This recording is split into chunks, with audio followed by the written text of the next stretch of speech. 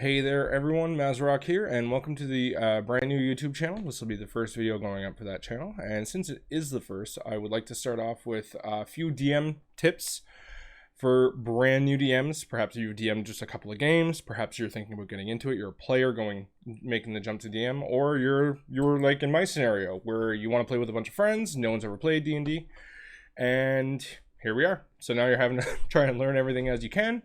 Before your first game, you're racking your brain, you're getting the butterflies in your stomach, which is completely normal. I still get them before the start of every single campaign, no matter what. I know to expect them, they always show up, and 5 minutes into running the game, they're gone.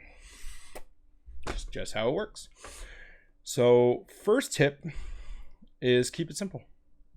Your first adventure, one-shot, does not need to be the most complicated thing ever. It can be as simple as what Matt Colville suggested is running the game. A blacksmith's daughter gets kidnapped by goblins, and they're going to sacrifice her for whatever reason, and the party has to, investigate, find out where they are, and go and save the day. Simple as that. A nice 3 to 4 hour one-shot with a small dungeon. You get to use the exploration and the social pillar when you're doing your investigation for the blacksmith's daughter. And you get a few combats in there as well. So it kind of gives you a nice little thing, nice little dungeon, nice little adventure. That can be a lot of fun, and it's still one of the most memorable ones that I've had to this day. Hands down. It was absolutely hilarious. Partially because we didn't know any of the rules right, and we were butchering them very, very hard. But the laughs were so good. The second one is don't worry about the rules. The rules in 5e are plentiful.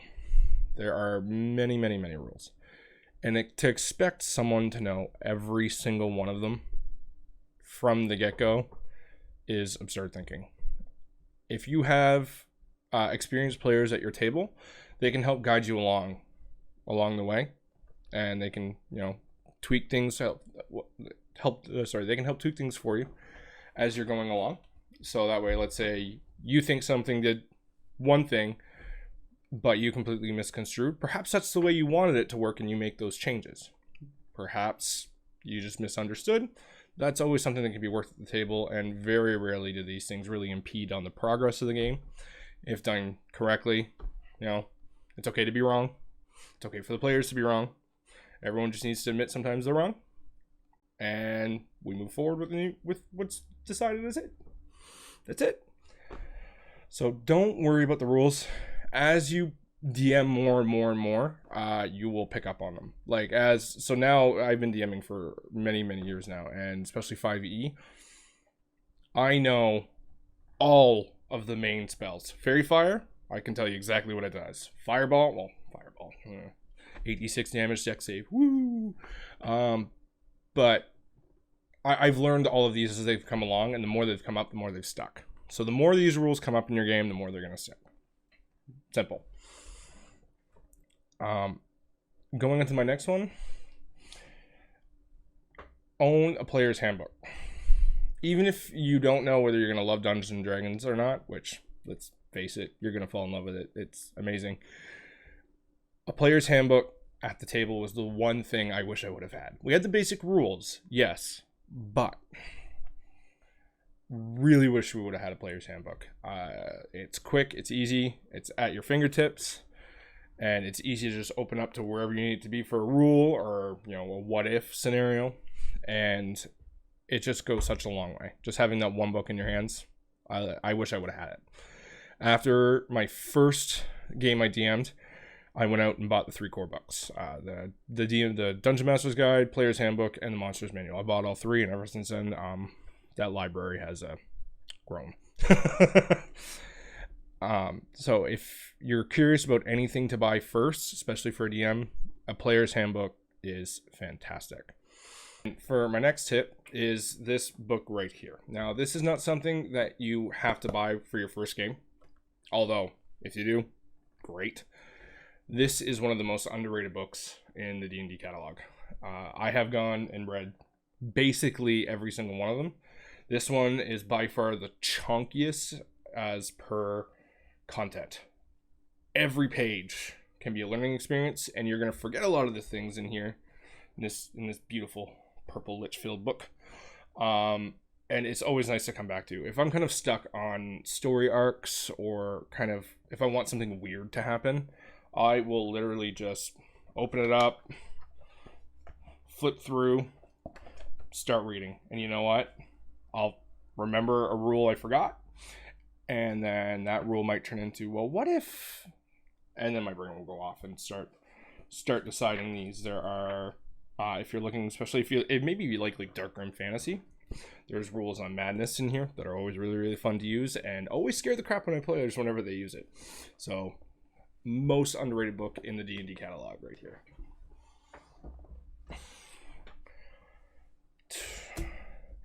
Lastly, well, not lastly, there's two more. It's okay to use a published setting.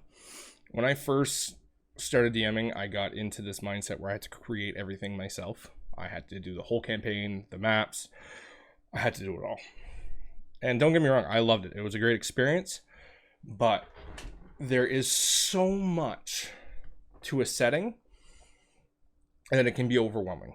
And a published setting can make it so much easier to stick to what you want to learn and what you want to grow at, which is the narrative, the story.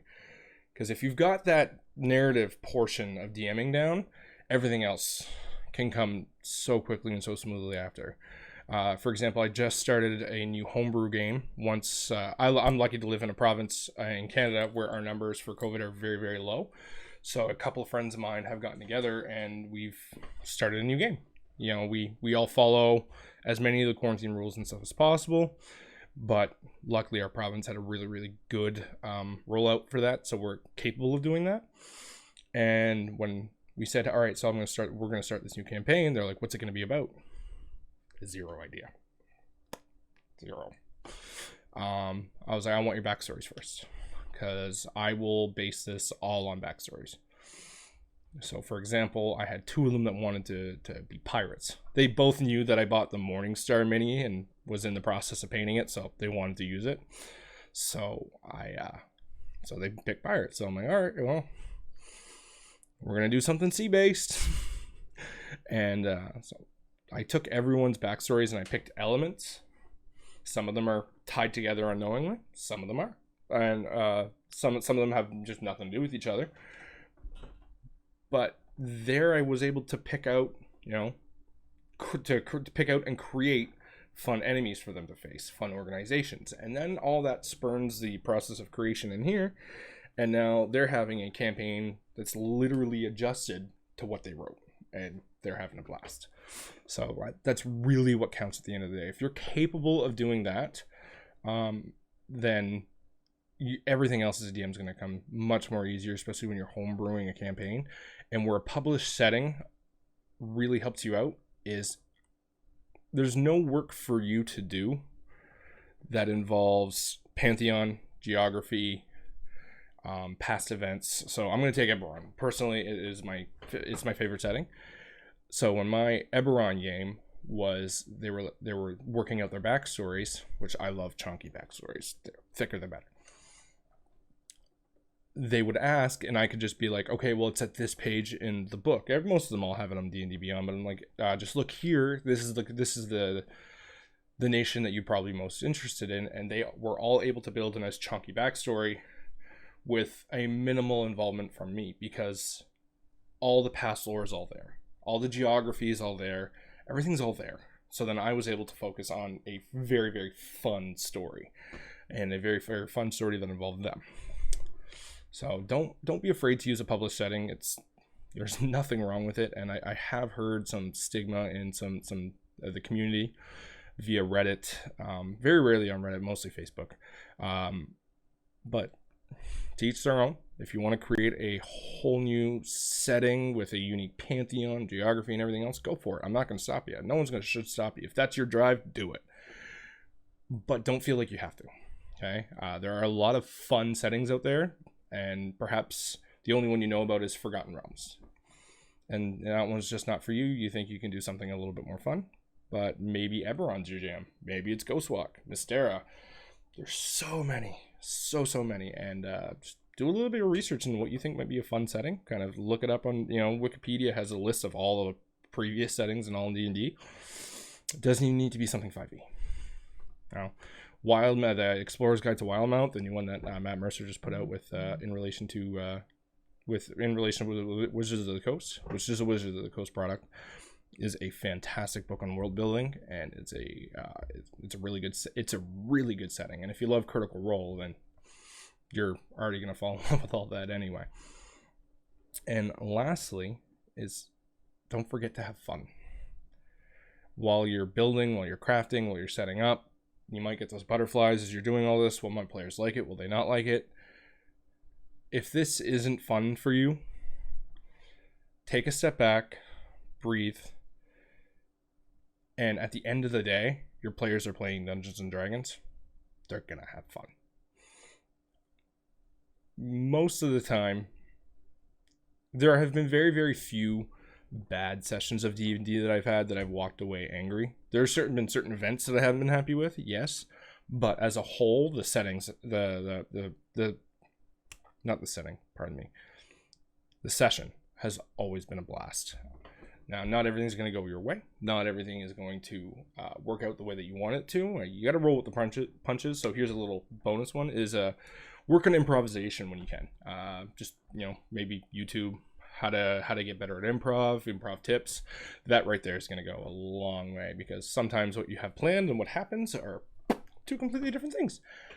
So yeah, those are my DM tips for a first time or a very, very new DM. I stream on Twitch every Wednesday, Thursday, and Saturday at 7 p.m. Eastern. And if you do like these kind of videos and you want to see more content like this, please like, comment, and subscribe. It goes a very, very long way. And if you want to follow me on Twitter and Instagram, have a little bit more direct access, or just have some questions to ask, the links will be in the description below as well. Or if you just want to come by the streams any of those days, I love talking Dungeons and Dragons. I will almost never shut up about it. So if you want to come in and ask questions, tell me about how your campaign's going, because maybe you talking about your campaign's going to get ideas for mine. Come on by the Twitch stream at twitch.tv/Mazarok.